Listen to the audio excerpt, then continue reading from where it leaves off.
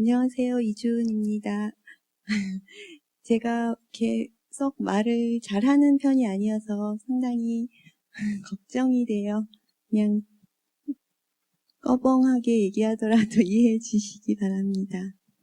제 책은 그림과 소통하는 법을 가장 가르쳐 드리려고 시도한 책이에요. 많은 사람들이, 저는 미술사를 강의하는데 사람들이 그림이 다 어렵다고 제게 와서 말씀을 하시더라고요. 그래서 그림이 왜 어렵지? 옛날에는 틀림없이 문자를 못 읽는 문맹들한테 더 편하게 해주려고 이미지가 나타난 것이었는데 왜 어려울까?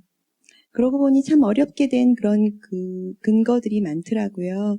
그래서 그런 것들을 조금 소통하는 법을 알면 더 좋지 않을까 해서 말할 수 없는 것과 소통하는 법에 대해서 조금 강의를 하도록 하겠습니다. 자, 이거는 예술 작품은 아니고요. 길거리에서 흔히 볼 수 있는, 특히 버스 정류장 앞에서 흔히 볼 수 있는 간이 의자예요. 이런 것이 우리에게 무언가 말을 건네요. 작품도 아닌데 말을 건네니까 좀 이상하죠. 이미지들은 나름대로의 소통 체계를 가지고 있어요. 어떤 때는 말보다 훨씬 더 압축적으로 더 잘 전달하고 있는지도 모릅니다.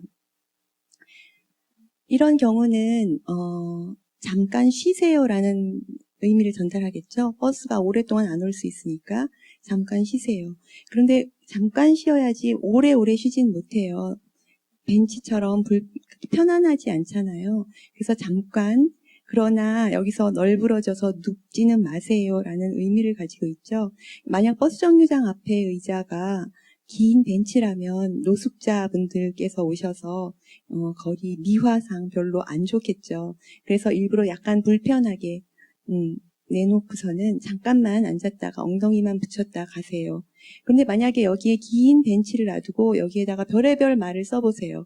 소변 금지, 노숙 금지, 온갖 말을 쓰는 것과 아예 이렇게 단순하게 디자인된 것, 이미지로 전달하는 것과 무엇이 더 세련된 방법일까 이렇게 생각을 하다가 저도 이미지 소통 체계에 관심을 가지게 되었습니다. 그리고 이미지는 소통할 능력을 가지게 되니까 힘을 가지게 되었어요. 그래서 예전에 우리는 너무 많은 이미지들에 노출이 되어가지고 하루에도 인터넷 같은 것을 통해서 수만 장의 이미지를 보기 때문에 그 이미지가 우리에게 어떤 영향을 미치는지 잘 모르고 지나가요. 근데 예전에는 중국 황제 한 분이 계셨는데 그분이 공정 수석 화가를 부르셔가지고 이렇게 진지하게 손을 붙잡으면서 말씀을 하세요. 제발 여기 그림들을 좀 다, 벽화들을 좀 다 지워주시게. 화가는 너무 당황해가지고 그림을 다시 그려드릴까요? 마음에 안 드세요? 그랬더니 황제가 말씀하시기를 자네가 그린 이 물소리들, 이 계곡물 이런 소리들 때문에 통 잠을 이룰 수가 없다네 이렇게 말씀하셨대요. 그러니까 그림의 물소리가 그 황제에게 영향을 미치고 있는 거겠죠. 물질 이상의 그 의미를 우리는 예술이라고 부릅니다. 그런데 우리는 이런 그림들을 보면 어떤 것을 느껴야 할까? 어려워하지 말라고 하고 이제 이런 그림을 보라고 하면 어려워해요. 그죠? 저도 저희 엄마랑 미술관에 갔더니 무척 비싼 그림이 있어요. 마크 로드코의 그림. 근데 엄마가 귀에다 대고 살짝 그것도 약간 부끄러운 듯이 말씀을 하시는 거예요. 이걸 뭘 봐야 되니? 이렇게 말씀하세요. 그래서 제가 아무것도 안 보셔도 돼요. 그렇게 얘기를 했어요. 사실 이 시기의 그림은요, 미술이 물질 이상의 것이길 거부한 시대의 그림이라고 볼 수 있습니다. 미술도 전문화의 경향을 겪었어야 했어요. 모든 학문이 다 전문화를 통해서 살아남아야 됐잖아요. 그래서 이렇게 분화되고 전문화될 때 미술도 나는 내가 전문화돼야 살아남는다는 생각을 했어요. 그게 19세기 말부터 서서히 움직여서 실증주의의 꽁트가 나타나서 믿음 관념의 차원은 저급하고 팩트, 과학적인 실증의 차원만이 고차원적인 걸로 얘기하고 미술에서도 전문화가 실용화가 일어나면서 다른 것들로부터 차별화돼야 생존할 수 있다고 이제 믿은 거예요. 그래서 우리는 물감이 입혀진 평면 그 자체 그것 이상의 아무것도 아니어야 해. 이렇게 생각한 거예요. 그게 우리의 생존 방식이라고 생각한 거예요. 그래서 문학적인 이야기가 있어도 안 돼. 우리는 거부한다. 입체감이 있어도 안 돼. 우리는 조각이 아니니까. 내부가 있어도 안 돼. 인테리어가 있으면 건축이 되니까. 이렇게 해서 점점 자기네를 축소시켜 갔던 거예요. 그래서 미술도 물감이 입혀진 평면으로 정의되고 사람들에게도 이렇게 얘기했어요. 예술 작품에서는 예술 자체만의 문제를 이야기해. 딴 건 이야기하지 마. 그러니까 더 어려워졌어요. 그러다 보니까 이제는 전문화의 경향을 띠다 보니까 삶과의 단절감이 생기고 말았죠. 그래서 가장 극단적인 예가 아마도 미니멀리즘일 거예요. 그러나 미니멀리즘 자체도 어렵긴 하지만 삶 속에 점점 스며들고 있음을 부정할 수가 없을 거예요. 왜냐하면 이것도 결국은 어떤 우리 삶의 환경 속에 놓여 있는 거니까요. 그래서 예술은 처음부터 이렇게 사람들하고 단절감을 주려고 태어난 것이 아니라는 걸 제가 보여드리기 위해서 아주 최초의 그림을 가지고 왔어요. 라스코에 있는 동굴벽화고 알타미라 동굴벽화도 있고 여러분이 아마 아실 거예요. 그리고 여기 그림이 어딨어요 하시는 분 있지만 여기 지금 이렇게 들소들이 있는 게 그림이거든요. 이건 사진으로밖에 볼 수 없습니다. 한때 19세기였나 18세기였나 그때 이 동굴벽화를 처음으로 발굴했어요. 그때는 아주 좋은 상태로 남아 있었는데 여기에 이제 사람의 입김, 이산화탄소 같은 게 들어가면서 막 하얗게 끼기 시작해서 이제는 여기를 들어가지 못하게 해요. 그래서 저도 못 봤습니다. 이런 그림들. 그래서 제가 말씀드리고 싶은 것은 뭐냐면요. 예술은 세계에 대한 무심함에서 시작한 게 아니라 세계에 대한 탐욕과 소유욕에서부터 출발했다는 말을 하고 싶어요. 그러니까 이미지에 대한 심적인 정복이 실물의 정복과 똑같아진 거죠. 그러니까 이 사람은 이렇게 생각한 거예요. 원시인이 나는 내일 이렇게 큰 이따만한 들소를 꼭 사냥하고 싶어 라는 생각을 했어요. 그러다가 이런 그림을 동굴에 그렸어요. 나는 이걸 이만한 거 잡아야지. 이만한 거. 근데 옆에 있는 사람이 난 이만한 거 하면서 다 그렸어요. 그리고 그린 걸로도 모자라서 여기에 상처들이 많이 남아있어요. 창을 만들어서 다 이렇게 던지며 찔렀어요. 그러니까 이걸 내가 가지고 싶어. 그런 마음에 생겨난 것이 마음은 곧 형상을 빚게 만드는 교본이 되었죠. 그래서 이걸 그린 사람은 다음날 아침에 더 용감해지기 위해서 사자 가면을 썼어요. 이 사람은 사자가 된 거야, 자기가. 그리고 진짜로 자기 몸에 10배가 넘는 들소를 사냥해서 잡았어요. 그러니까 힘을 미친 거죠. 내가 뭔가를. 힘을 실어준 거죠. 이미지가 실물을 대신한 거예요. 이런 돌도 여러분 많이 보셨을 거예요. 빌렌도르프의 비너스죠. 지나가던 원시는 어떤 달걀 모양의 돌을 봐요. 그리고 그 돌을 보고 참 기분이 좋아요. 만지작거리니까. 왜 기분이 좋은가 생각했더니 내가 좋아하는 여자친구가 있는데 그 여자친구가 이렇게 배가 뿔뚝 나와서 아기를 가졌으면 참 좋겠다 하는 생각이 이렇게 약간 흥분이 되면서 기분이 좋은 거예요. 그래서 그 여자친구를 생각하면서 약간 이렇게 좀 쪼아서 비슷하게 만들었어요. 그리고 정말로 마음에 생겨난 형상, 이미지네이션이 정말로 실제로 물질 세계에서 이루어집니다. 제가 지금 마치 무슨 매직에 대해서 얘기하고 있는 것 같죠? 그런데 이거는 커다란 배의 여인이 10달 후에 정말로 아기를 낳는. 그래서 이런 것들이 결국 미술을 태어나게 만든 거라는 거예요.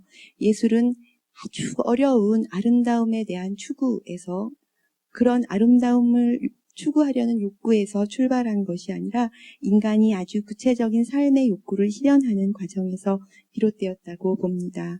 그래서 이런 그림들을 제가 더 보여드리고 싶은데요. 이런 그림들도 우리가 많이 볼 수 있는 미술관에서 볼 수 있는 작품입니다. 토마스 게인스버러의 영국 화가인데요. 로버트 앤드루와 그의 부인이에요. 이 사람은 아마도 별로 높은 혈통의 사람은 아니었을 거예요. 귀족은 귀족인데 나중에 돈을 벌어서 귀족이 된 사람일 거예요. 근데 이 사람은 나중에 자기가 돈을 번 것이 너무 자랑스러울 거예요. 그래서 맨날 있잖아. 나 땅 문서도 이만큼 있고 나 진짜 땅 부자거든. 나 너무너무 고상한 취미생활 해. 근데 이 얘기를 너무 하고 싶은데 좀 유치하잖아요. 그래서 이제 이런 그림을 하나 그려달라고 했어요. 그리고 거실에 딱 걸어놓고 파티를 열어요. 그럼 사람들이 그 그림 보면서 참 좋구만. 여기가 어딘가? 그때 이제 본물이 터지듯이 여기가 있잖아요. 여기가 제 땅이거든요. 그래서 기분이 좋죠. 그리고 당시 이렇게 사냥이 귀족들이 할 수 있는 가장 우아한 취미였어요. 그러니까 이런 것도 하고 부인에게 아주 예쁜 하늘색 드레스도 입혀가지고 뭔가 자기가 구체적으로 말하고 싶은 것들을 그림 속에 담기 시작했습니다. 이런 그림은 어떤가요? 국가적인 욕심도 그림 속에 있어요. 한스 홀바이는 영국의 헨리 8세를 위해서 일했던 궁정화가였는데요. 영국 헨리 8세는 여러분이 많이 튜더 왕조 많이 들어보셨겠지만 야심이 대단한 사람이에요.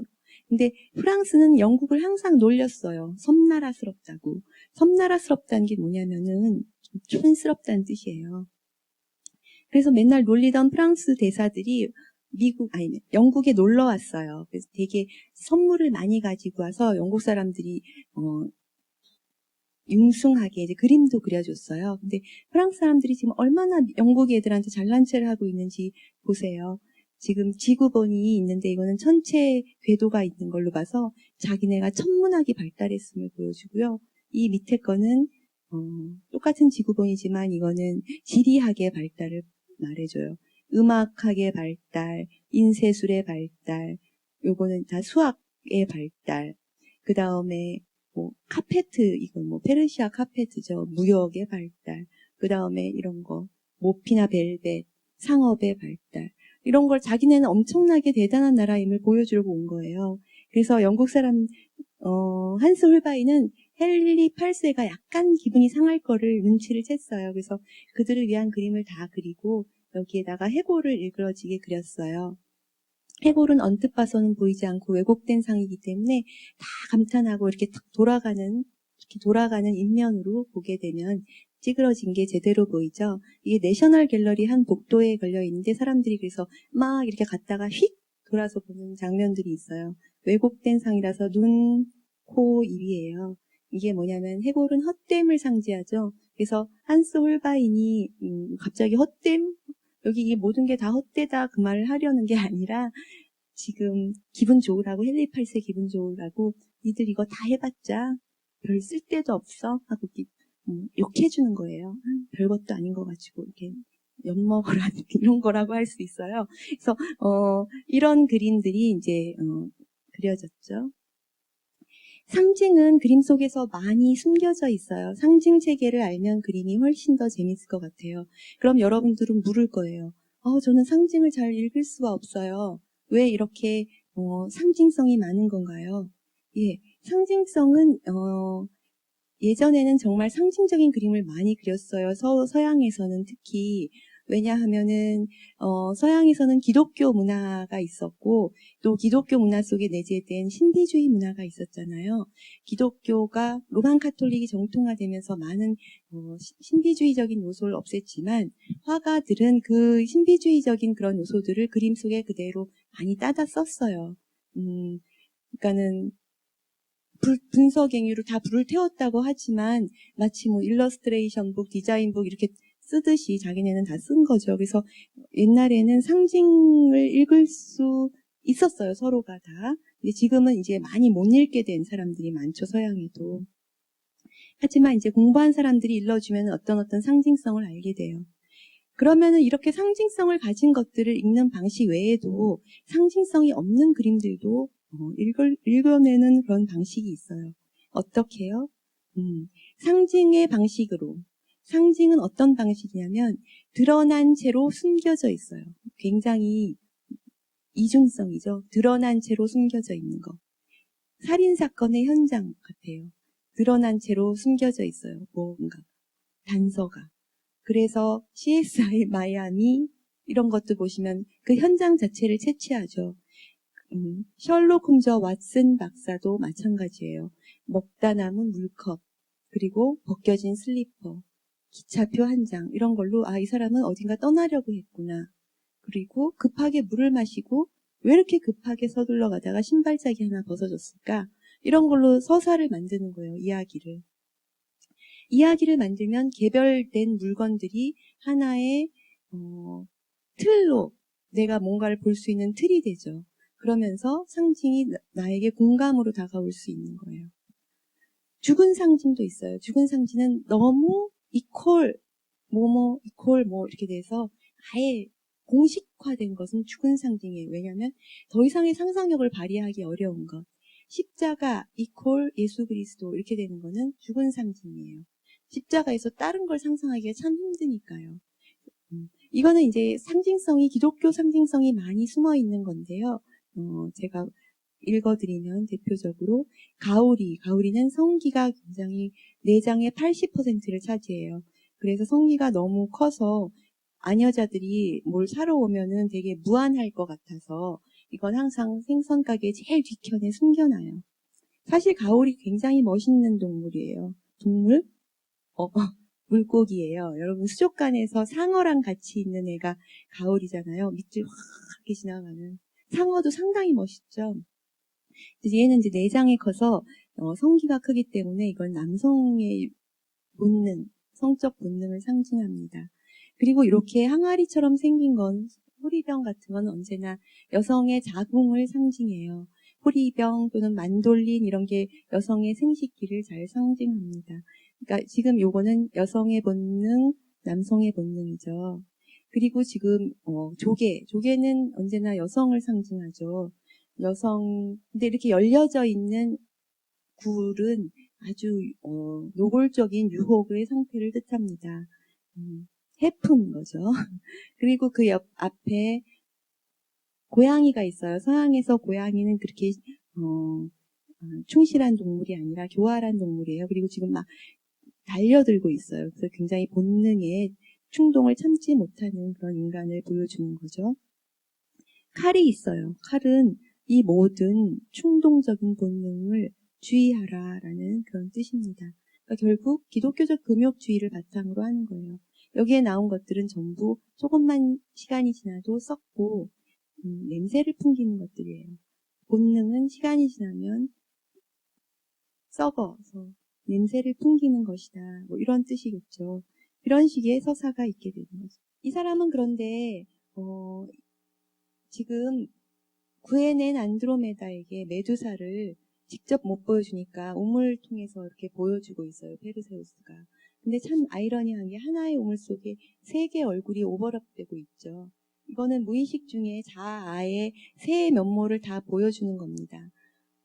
우리의 자아는 굳이 분석할 필요는 없겠지만 분석한다면 용감한 자아, 그리고 내가 정말 혐오하는, 정말 인정하고 싶지 않은 자, 메두사, 용감한 자, 페르세우스, 그리고 뭔가 정말 오랫동안 그리고 만나고 싶었던 순수한 영혼, 아니마 이런 거죠.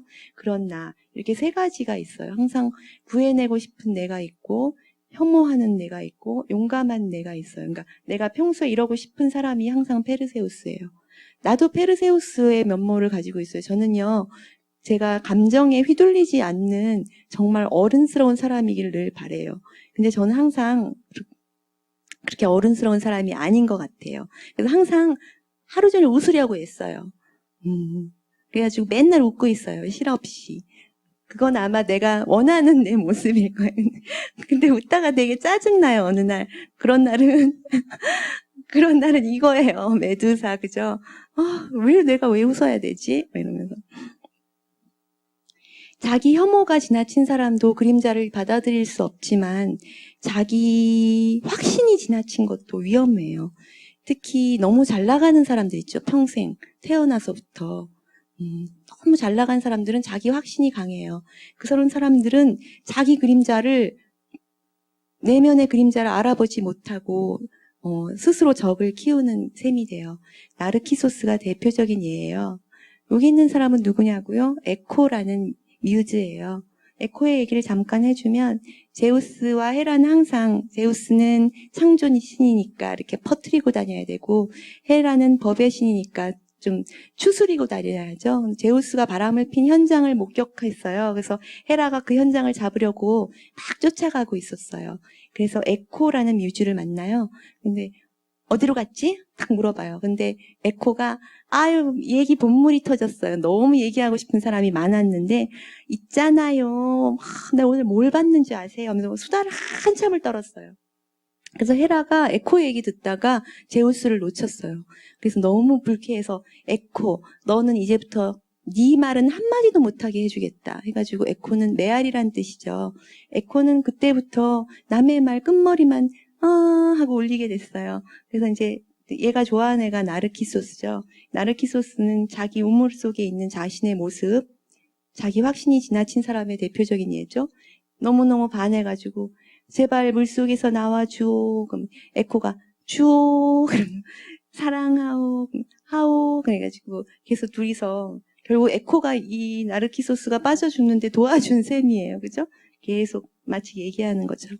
자, 자기 확신이 강한 사람은 이렇게 자신 안에 있는 적을 내 편으로 만들지 못한 채 이렇게 죽음을 맞게 되는 경우도 있습니다. 그 예가 어떤 건지는 이제 여러 가지가 있겠죠.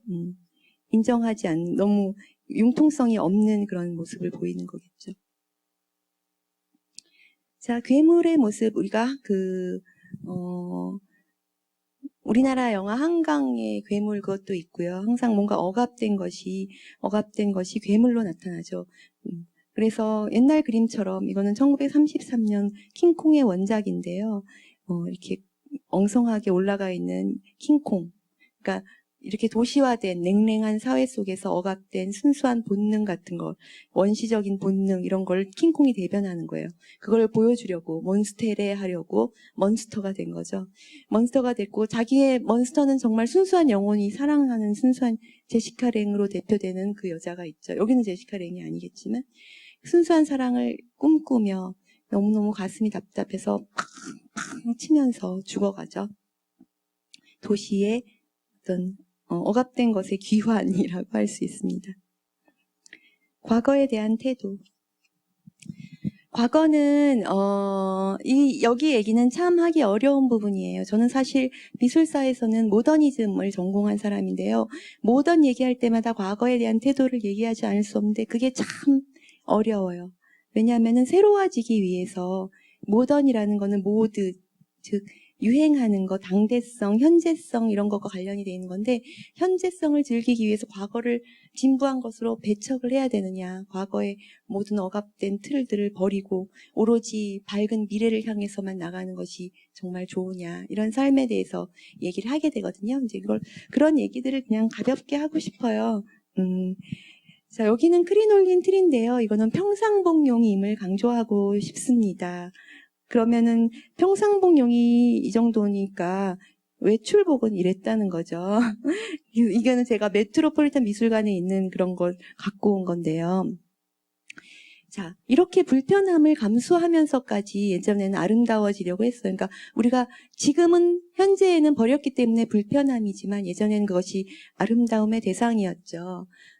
크리놀린 드레스에 대해 얽힌 이야기도 많아요.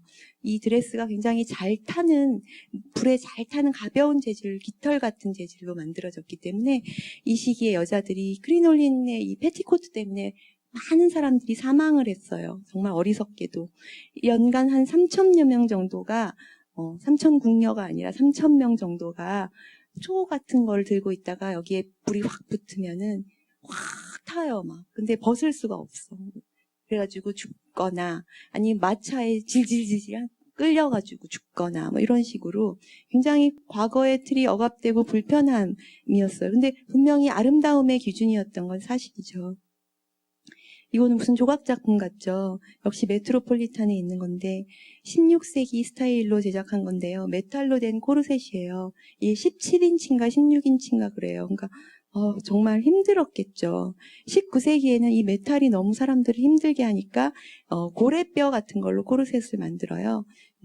그런데 이제 코르셋의 그 맹점은 뭐 남자들은 갑옷 같은데 갑옷은 집에 잘 때는 벗잖아요. 근데 여자들은 코르셋을 내내 입어야 살이 삐죽이 튀어나오지 않고 계속 유지가 되는 거예요. 그래서 많은 사람들이 여기에 대해서 막 도메스틱 매거진 같은 데 보면은 저는 잘 때도 이걸 착용하고 잔답니다. 막 이런 실화가 엄청 있어요. 자, 제가 지금 얘기하고 싶은 건 어떤 틀에 대한 이야기예요. 이거는 1979년경인데요. 이 사람은 목의 아름다움의 기준을 위해서 지금 일반인들의 저 같은 사람의 엑스레이고 이 사람의 엑스레이는 척추가 전부 목으로 이렇게 되어 있는 걸 볼 수 있어요. 그래서 무엇을 위한 틀인지, 그래서 모던해진다는 거는 결국 과거에 아름다움으로 간주되었건 그것이 어땠건 그것의 권위를 위해서건 뭐 어떤 예를 들어서 이렇게 한 사람은 공주계급이다 뭐 이런 식으로 되어 있었다면 아름다움이건 또는 그것이 권위이건 거기에다 어떤 가치나 후광을 제대로 씌우려고 하지 않고 사물의 가치를 좀 있는 그대로 보려고 하는 태도가 모던한 태도예요. 그래서 그런 모던한 태도 때문에 많은 형식이 벗어났고 또 자유로워진 경향이 있습니다. 이거는 중국인들의 돼지발 같은데 돼지발이 아니라 전족이죠. 이것 역시 우리가 이걸 실용적으로만 설명하는데요. 전족이 뭐 여자가 귀했을 때 여자를 도망가지 못하게 하려는 이런 실용성으로 설명을 많이 들었을 거예요. 근데 사실 전족은 아름다움의 기준, 섹시함의 기준이었다는 게 일단 되게 중요해요. 그리고 잘 자란 집안, 그러니까 정말 사대부는 우리나라구나. 정말 양반집에서 잘 자란, 계속 우리나라 말이네요. 혈통 좋은 집안에서 잘 자란 사람이, 그러니까 그 가문의 딸이 어렸을 때부터 이거를 정말 계속 묶어놓고 앉아있는 거를 엄마 몰래도 풀지 않았어야 되니까 가정교육이 얼마나 순종적인 애겠어요. 그러니까 정말 좋은 가정에서 자라고 순종적인 여인임을 보여주는 지표로 이 전족을 했다는 거죠. 그리고 이 전족을 하기 위해서는 계속 부모가 아이한테 계속 얘기를 해요. 엄마가 이걸 따뜻한 물에 너무 아파서 애가 울면은 이렇게 담궈주면서 너 지금은 괴롭지만 나중에는 너의 남편의 집안이 너를 굉장히 자랑스럽게 생각할 거야. 그리고 무엇보다 너의 남편은 너를 굉장히 섹시하다고 생각하고 아름답다고 생각할 거다. 그걸 위해서 참으라고 얘기해요. 그래서 그 펄벅이 쓴 소설 동풍서풍에 이런 얘기가 나와요. 지금 전족인데 우리 보기엔 지금 하나도 안 예뻐. 그죠? 지금 이거는 아마 전통적인 자세는 어떤지 모르겠는데 전통적이지 않은 자세로 서 있는 여자래요. 그리고 전족을 풀고 있는 이 발 이런 게 되게 우리가 보기엔 징그럽거든요. 근데 당시로서는 이게 굉장히 아름다웠고 소설 같은 데 보면은 전족, 그러니까 첫날 밤에 이렇게 붕대를 이렇게 풀어줘요, 남편이. 옷 벗기는 것처럼. 근데 그게 굉장히 경이적 모먼트래요. 그러니까 에로틱한 모먼트예요. 그리고 붕대를 풀어주면은 약간 꼬리한 살 냄새 같은 게 나는데 그게 굉장히 사향보다 더 성욕을 자극한대요. 그래서 그런 거를 이제 전족에 얽힌, 그래서 전족이 여자를 억압하기 위해서가 아니라 여자가 스스로 택한 거라는 거죠. 내가 참아낸 거예요. 예뻐지고 잘 배운 여자처럼 보이기 위해서. 그래서 과거라는 것이 과거의 틀이 굳이 억압된 틀 이런 것만은 아니었다는 거예요. 그래서 동풍서풍에서 남자는 서양에서 유학하고 온 남편이에요. 근데 부인의 이 발을 보니까 너무 징그러워요. 부인은 남편이 이걸 되게 사랑스럽게 생각해 줄 줄 알았는데, 그래서 부인한테 얘기해요, 남편이. 한 1910몇 년 되겠죠? 그래서 난 당신이 전족의 붕대를 이제 풀고 살았으면 해. 난 이게 너무 징그러워. 서양 여자들의 발을 봐. 얼마나 자유롭고 아름다우니. 이렇게 얘기해요. 근데 그 여자가 얼마나 충격을 받았겠어요. 그러니까 과거의 틀이라는 것이 그 여자에게는 자신의 존재 가치였잖아요. 남편이 한순간에 그 얘기를 하는 순간, 아름답지 않아 라고 얘기하는 순간 여자의 존재 가치, 존재 이유가 갑자기 전면 부정된 그런 하나의 순간이죠. 그래서 모던하다는 것, 즉 과거를 무조건 버린다는 것이 반드시 자유를 얻는 지름길이 아니고, 과거는 항상 현재 속에서, 현재는 과거의 기억이 공존하는 자리여야 돼요. 내 기억들이 다 과거는 싫어. 아니면 과거를 지나치게 미화하는 사람도 있죠. 예. 과거를 지나치게 미화해서 어떤 거는 정말 좋았지라고 계속 얘기하는 사람. 회사에서 혹시 그런 분 없으세요? 저는 제가 일하는 이건 하면 안 되겠다. 그런 사람이 있어요. 과거는 계속 좋대요. 그러면은 좀 대립적인 느낌이 나는 거예요. 왜 좋지? 지금 고친 게 훨씬 합리적인데 이런 생각도 하고. 아무튼 그런 과거와 현재가 같이 섞여 있는 그 면에서의 새로움, 그 순간하고 어떤 영원함이 막 섞여 있는 그 묘미를 모던한 시기에서 즐겼던 거죠. 그래서 제가 슬라이드 쇼처럼 보여드릴게요. 중국의 전족을 풀고요. 한 1920년경에는 완전히 사라져요. 하이힐을 신은 그녀의 모습을 보세요. 머리도 파마를 했어요. 그죠? 우리나라는 어땠나요? 모던 조선 1936년이죠. 아주 서양의 흐름과 잘 맞게 이렇게 단발 카트를 했죠. 플래퍼들 머리처럼. 그리고 아코디언을 연주하고 있는데요. 예, 이 시기에 가장 세련된 여성의 모습이 뭐였냐면 2층 집에 살면서 짧은 머리에 피아노를 연주하는 여자가 가장 세련된 사람이었어요. 그러니까 지금 이 여자 굉장히 세련된 사람이 약간 꺼벙하지만 그죠? 그러면서 25년 신여성이라는 잡지에 보면 세계 유행 깎은 머리 이렇게 나오죠. 그리고 여기 여러분은 잘 안 보이시겠지만 남자처럼 보이기도 하지만 한결같이 매력적인 것을 보십시오. 뭐 이런 식으로 써 있어요. 그리고 이렇게 서양 여자가 여기 점까지 찍었어요. 그죠? 뭐 그런 모양들이 있고 심지어는 경무국장에게 서울의 댄스홀을 허하라 이런 여성이 굉장히 억압된 것으로부터의 그 무한한 자유를 즐기려는 이런 그래서 모던한 시기에는 굉장한 극심한 혼란기가 와요. 그러니까 과거의 질서가 지금 다시 카오스의 세계로 막 변화하는 그 시기가 엄청나게 막 창조적인 게 많은 그런 시기예요. 저는 학생들한테 가끔 이렇게 마법사 같은 얘기를 잘 해줘요. 그래서 학생들이 저를 그 마법사 멀린이라고 부릅니다. 그럼 자기는 뭐야? 아더왕인가? 예, 아무튼 아더왕들이 저에게 와서 조언을 구할 때 제가 얘기를 해줘요.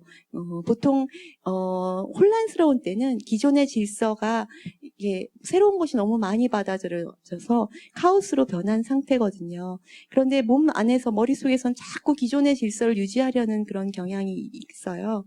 그런데 카오스를 그대로 받아들이면 카오스 내에서 또 자기만의 질서가 생겨요. 그 질서가 생길 때까지 그대로 놔두는 것이 우리가 모던을 즐겁게 받아들이는 태도예요. 막, 난 돌아가야 돼. 막 이런 거. 사랑에 빠진 사람도 마찬가지예요. 막 혼란스러워요. 사랑에 빠지면. 그죠? 내가 이유도 없이 막 뭔가에 집착을 하잖아요. 사랑에 빠졌을 때. 참 혼란스러운데, 그때 그거를 자연스럽게 이렇게 나의 모든 현재 안에서 다른 기억과 같이 공존하게 놔두면은 거기 안에서 그 남자친구와 또 친구건 아니면 왼수건 간에 질서를 찾게 되는데요. 예. 그걸 막 거부하려고 한다거나 아니면 너무 내 것으로 갑자기 막 끌어오려고 한다거나 하면 트러블이 생기는 거겠죠. 그 시기가 이제 카오스의 시기가 더 창조적인 시기일 수 있음을 제가 늘 학생들에게 이야기해주곤 합니다. 이 그림은 제 책에도 있는 그림인데 사람들이 너무 예쁘다고 좋아해요. 저도 좋아해요. 제가 기본적으로 초록색 드레스를 로망이거든요. 한번 입어보고 싶은데 입어볼 기회가 없어요. 파티가 없잖아요. 그죠? 파티 좀 열어주세요. 예, 파티가 없어서 초록색 드레스를 입을 수가 없는데요. 그래서 제 책에 초록색 드레스가 2컷이나 나와요. 하나는 어토먼트에 나오는 초록색 드레스. 예, 근데 이 사람은 굉장히 모던한 그 1927년이면 샤넬, 코코 샤넬의 시기죠. 코코 샤넬이 아까 제가 코르셋 얘기했으니까 언뜻 얘기하겠는데, 많은 여성 운동가들이 코르셋과 이거 페티코트의 그 아주 비합리성에 대해서 막 논했어요. 근데 정말 안 없어졌어요. 근데 코코 샤넬이 정말로 멋진 디자인을 내놨어요. 그냥 이렇게 짧으면서도 허리도 풍성한 거. 그러니까 확실히 예쁜 게 승부를 본다고 많은 여성학자들이 그렇게 논할 때는 안 없어지던 코르셋과 페티코트가 코코 샤넬의 디자인으로 싹 없어지게 되죠. 그런 면모. 자, 이 여자는 굉장히 기계인간 같은 느낌을 줘요. 왜냐하면 이런 그 팔 같은 게 이게 기계 원기둥 같고 이런 원뿔 같기도 하고 눈도 굉장히 사이보그 같은 느낌을 줍니다. 아마 요 시기에 그런 기계적 느낌의 입체주의의 영향을 받은 그런 그림이기도 한데요. 제가 여기서 얘기하려고 하는 거는 어떤 쿨해지려고 하는 과거에 자기가 쿨하지 못했기 때문에 혹은 지금 내가 쿨하지 못하기 때문에 나는 정말 모던하게 세련되게 살고 싶어서 늘 쿨해지려고 하는 그런 사람이 얼마나 많은 그림자를 더 만들고 있는지. 왜냐하면 인간의 본성은 그렇게 쿨하지 않은 것 같아요. 피가 36.5도잖아요. 그런 사람이 얼마나 쿨하겠어요. 그죠? 맥주를 막 마셔서 약간 낮추면은 좀 가라앉는가? 네, 그럼 아무튼 쿨하지 않은 그런 본성이 쿨하지 않은 인간이 모던화에서 쿨해지려고 사는 게 힘들다는 걸 저는 얘기하고 싶습니다. 그리고 지나간 과거에 계속 덧칠을 하는 것이 무슨 의미일까? 이 그림에 보여주려고 하는 건 역시 뭐 까만 드레스를 보여주려고 하는 건 아니고요. 이 그림은 요즘으로 치면 재벌가의 따님, 재벌가의 부인 같은 사람을 모델로 그린 거예요. 존 싱어 사전트가 아마도 자기가 좀 유명세를 타고 싶었던 그런 어떤 확 센세이셔널한 느낌을 찾으려고 재벌가의 예쁜 여자를 그려서 이렇게 전시하면 유명해질 수 있을 테니까 그런 야망도 있었을 거예요. 근데 실제로 이 여자를 그리다가 이 여자에게 굉장히 매혹당한 것임에 틀림없어요. 굉장히 이 여자의 선이 되게 수려하잖아요. 아무튼 굉장히 매력을 발견한 것 같아요, 작가가. 그래서 이렇게 그리다가 상상을 했어요. 이 끈이 이렇게 흘러내린 걸. 너무너무 요염해요. 그리고 전시를 하려고 했는데 이제 만약에 이제 굉장한 집안 재벌가의 집에서 엄청 전시를 반대한 거예요. 살 수도 없다. 이 그림은 정말 말도 안 된다. 이렇게 흘러내리게 한 게 말이 되냐. 점잖은 집안의 부인을. 그래서 존 싱어 사전트는 안타깝게도 그 원래의 모습을 다 이렇게 유하니까 지울 수 있죠. 지우고 새로 이렇게 끈을 그려 넣습니다. 그래서 지금 보기에는 그냥 요염한 그림이지만 그 화가가 순간적으로 느꼈던 어떤 욕망을 읽을 수가 없어요. 그래서 저는 이 그림이 되게 안타깝다고 생각해요. 이 그림으로도 충분히 아름다운 그림이지만 안타까운 거는 과거의 흔적을 지웠기 때문에 안타까운 것 같아요. 그림을 아는 사람이라면 그것마저도 볼 수 있으면 참 좋겠다라는 생각을 합니다. 요즘에 TV에서 드디어 이런 얘기가 나오죠. 창피한 역사도 역사다 뭐 이렇게 해가지고 우리가 역사가 수치스러운 부분이 있다고 해서 그 부분을 막 다 지워내는 우리가 텍스트를 지운다고 하죠. 다 지워내는 작업이 과연 바람직한가? 정말로. 예를 들어서 뭐 일본의 흔적, 식민지 기억을 완전히 다 없애는 거예요. 그래서 한 20년 후에나 30년 후에는 완전 흔적을 찾을 수도 없게끔 만드는 거. 이런 것들. 과거는 과거일 때, 과거는 현재에 남아있을 때, 그거를 부정하지 않을 때 더 현재가 풍성할 수 있다라는 것을 보여주고 싶습니다. 습관을 뛰어넘는 일상. 피카소의 얘기부터 할게요. 피카소가 여기 이렇게 요런 광대 같은 옷을 입고 자기가 요 옷을 입은 걸 항상 자기로 표현해요. 자기는 광대처럼 고개사처럼 기복 있는 삶을 살고 여기저기 뛰어넘는 거예요.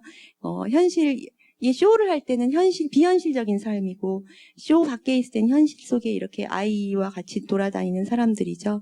그래서 자기 체크무늬는 항상 자기를 표시해요. 이렇게 추상화되어 있을 때도 요 안에 이렇게 체크무늬 입은 요거는 자기예요. 자기를 표현하는 하나의 옷이거든요. 피카소가 이렇게 자기를 그리듯이 예술가들은 사실 여기저기를 뛰어넘는 조커 같은 존재예요. 조커는 사실 카드 얘기를 잠깐만 해드릴게요. 여러분들이 타로 카드에 관심이 많은 사람이 있을 것 같아서. 카드는 원래는 70 몇 장이지? 74장으로 이루어졌어요. 근데 그 중에서 22장은 타로점 보는 그림 카드예요. 그리고 오늘날 남아있는 거는 마이너 카드, 즉 52장의 하트 이런 거는 52장의 카드만 남아있어요. 타로 카드는 사람들에게 상상력을 너무 부추긴다는 이유로 역시 기독교에서 이거는 좀 미신적이야 해서 없앴어요. 그리고 나머지 마이너 카드만 가지고 우리가 게임을, 트럼프 놀이를 하거든요.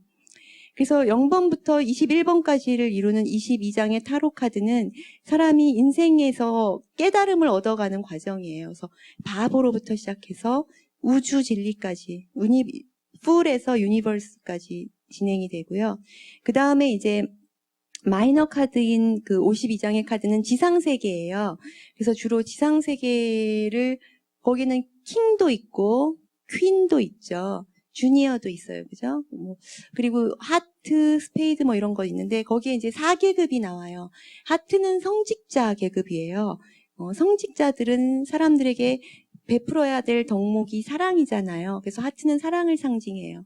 사랑은 어떻게 이루어지냐면, 희생을 통해서 이루어지죠. 그래서 성직자 계급에게 필요한 미덕은 희생이에요. 그 다음에 다이아몬드 계급은 상인 계급이에요. 상인은 돈을 벌어야 돼요. 그래서 다이아몬드가 상징하는 것은 돈이에요. 돈을 벌기 위해서 상인에게 필요한 미덕은 검소함이에요. 스페이드는 뭐예요? 검이에요. 검, 소드죠. 소드는 기사 계급, 즉 귀족을 뜻해요. 기사 계급은 명예가 필요해요. 명예를 지켜야 돼요. 명예를 지키기 위해서 귀족들은 용기가 있어야 돼요. 그래서 스페이드는 명예와 용기를 뜻하죠. 크로바는 땅을 바탕으로 살아가는 사람이기 때문에 농부예요. 농부가 행복해야지 나라가 편하죠. 그래서 크로바의 상징은 행복이에요. 세입크로바의 상징은 행복이고, 네잎크로바는 농부 중에 아마 운이 좋은 농부 하나는 아마 귀족으로 올라갈 수도 있나 봐요. 그러니까 네잎크로바는 행운이죠. 세잎크로바도 꽤 좋은 뜻이에요. 행복해지기 위해서 농부가 필요로 하는 거는 근면이에요. 불쌍하다, 그죠? 네, 그래서 이 네 계급이 있는데, 네 계급들을 뛰어넘는 애가 조커예요. 조커는 바보이거나, 광인이거나, 사기꾼이거나, 예술가예요. 그 사람들은 이 네 계급과 상관없이 마구, 그래서 조커가 나타나면 게임에서 순서가 이상해지고 막 틀어지고 그렇죠. 룰을 따르지 않는, 적합함을 따르지 않는 자들이에요. 그래서 예술가들은 조카들이 많습니다. 적합함을 따르지 않아요. 제가 적합함이라고 얘기하고 싶은 거는 뭐냐면요. 좀 어려운 개념일 수 있는데, 쉬운 개념일 수 있고, 우리가 머릿속에, 몸속에, 마음속에 내재된 어떤 미덕을 우리가 적합함, 데코럼이라고 얘기해요. 그거는 굳이 배우지 않아도 살다 보면 알게 되는 거예요. 옛날에는 계급 간의 데코럼들이 많았어요. 예를 들어서 귀족들은 우아하게 웃어야 된다. 이렇게 헤헤헤 웃으면 안 된다. 이런 거죠. 그런 거. 그 다음에 요즘에도 많이 있어요. 노동자 계급은 발렌타인 30년산을 먹는다라고 하면 데코럼에서 조금 벗어난 거죠. 발렌타인 30년산 되게 비싸거든요. 그러니까 노동자는 막걸리를 먹는다. 그러면 어울려 라고 생각하는 게 데코럼이고요. 노동자는 발렌타인 30년산을 먹는다. 그럴 때 웬일이야? 선물 받았나? 이렇게 생각하는 게 어울리지 않는 거예요. 그래서 그런 것들이 데코럼입니다. 영화를 하나 더 예로 들게요. 이탈리아 영화가 있어요. 제목 빠드로레 이런 영화인데 거기에 제가 학부 때 공부했던 언어학이 그렇게 실용적인 학문은 아니에요. 근데 그 영화 속에 목동의 아들이 언어학으로 대학을 들어가고 싶어 해요. 근데 아버지는 그 아들이 실용적인 걸 배우거나 아니면 자기네 집안을 돕지 않고 그 뜬금없는 공부를 하는 게 너무너무 참을 수가 없어요. 그래서 아버지는 밖에서 일하다가 갑자기 분노를 느껴요. 그래서 흙발로 막 걸어오는 장면. 그 다음에 아들은 우아하게 라디오를 들으면서 라틴어의 시라번지를 막 외우고 있어요.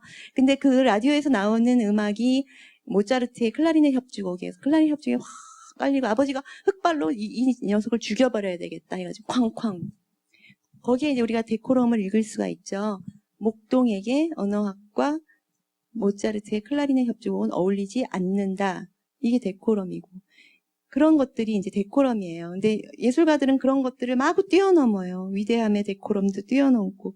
그래서 더 흥미진진한 걸지도 모릅니다. 대표적인 예로 크루베 오르낭의 매장 이런 작품을 보시면 이 그림이 오르쉐 뮤제 도르세에 굉장히 큰 작품으로 걸려 있어요. 마치 나폴레옹 황제 대관식처럼 큰 몇 미터인지 기억이 안 나는데 5미터는 넘는 것 같아요. 왜 이렇게 클까? 우리가 큰 그림은 위대한 명사를 그리고 있다. 큰 그림은 뭔가 위대하고 뭔가 특별한 주제여야 된다. 영구적인 아름다움이어야 된다. 이런 게 데코럼이겠죠. 근데 여기서는 아무것도 아니에요. 그냥 동네에 사람들이고 하나도 명사가 없어요. 그래서 데코럼을 뛰어넘은 그림일 수 있는 거예요. 자, 이런 것들이 데코럼이에요. 영원함. 우리에게 영원함이란, 위대함이란, 런던 트라팔가의 넬슨, 김세중의 이순신 장군 동상, 이런 것이 어떻게 보면 우리가 몇 세기를 지나도 영원한 위대함이라고 생각했기 때문에 이렇게 높은 곳에 세워놓은 거 아닐까요? 그런데 오늘날 우리가 영원함, 위대함이라고 부르는 건 사실 한 사람의 인생을 넘어서기 어려워요. 그래서 점점 공공미술에서 어떤 위인의 상이 점점 줄어드는 이유는 그 사람이 자꾸 재평가되기 때문이에요. 위인상이 이제 우리나라는 제작을 하는지 모르겠지만 서양에서 위인상 제작하는 예는 거의 없는 것 같아요. 요즘에 자꾸 재평가돼요. 그래서 사람의 인생보다 더 짧아요. 영원한 위대함의 기준이. 오늘날에는 차라리 자기 인생을 열혈하게 열심히 사는 사람들이 더 위대한 사람일지도 모릅니다. 그래서 이 사람도 어떻게 보면은 우리가 영원함이라고 하는 데코럼을 뛰어넘어서 정말 열심히 챌린저블하게 산 사람의 모습을 작품으로 다루었는지도 모릅니다. 쿠르베의 모습이죠. 풍경 속에 있는 금정 스파니엘과 함께 있는 자화상. 저는 이 표정이 되게 좋아요. 이렇게 매력적이잖아요. 그죠? 근데 요 강아지도 코코 스파니엘을 키워본 사람은 알겠지만 굉장히 도도해요. 이 강아지를 좋아하는 사람은 이 강아지의 도도한 자세가 너무 좋은 거예요. 저도 제가 강아지가 있는데 그 강아지가 장점이 있어요.